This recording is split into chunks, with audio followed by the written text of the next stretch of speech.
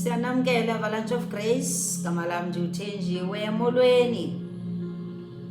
Sisamemezela ukulunga kaYehova namhlanje. Ulungile uYehova. God is good all the time. Akajike futhi, uhlala emhle imihla nezolo. Namhlanje sivukile besilela ukuthoba ngokuxhaswa nguYehova. Indumiso yesithathu verse 5. Ake sibuboneni ukulunga kaYehova ezimpilweni zethu esiziphilayo. Singakhange siyibone komnye umuntu ke ngoku. Ukuyibone apha empilweni yakho nasebantwaneni bakho ukulunga kaYehova. Singena ezibhedlele, sigula, singakwazi ukuhamba, siphume siphilile ukulunga kaYehova. Singena ezimotweni sisiye emisebenzini sifumane iaccidents ziphele imoto, kodwa thina siphile, siphume siphila ukulunga kaYehova manoko.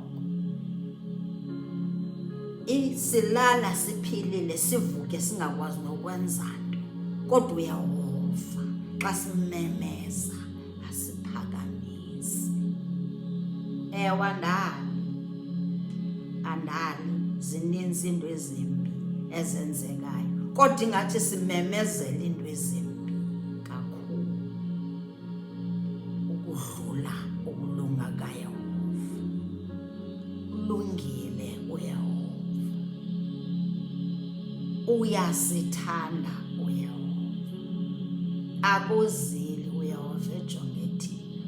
Asithethi nje into engekho, into enjalo ayibhale eBhayibhileni yakhe injalo.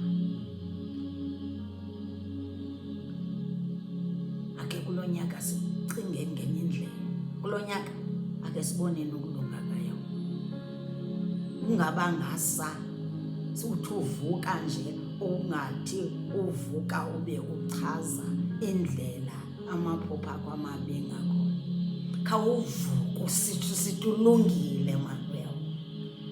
Ulungile lo wami uYehova, ndisemandleni nangoku nobugula kangakanani. Phakamise yena uthi ngiyakwazi Yehova ukuthi uzamphilisa, ndizawudlula nawe nakulena. Ngiyakwazi uthembeka kwakho, ngiyazazi inceba zakho ezimengona phakade kulo nyaka. Kusuka kulo nyaka ubheka phambili, ake siboneni ukulunga kaYehova. Abona ngoku suku zezokugqibela nyani mna nawe siyabona, kodwa masiphakamise yena kakhulu. Simphakamise kunje singabi nazinhlungu ngayo.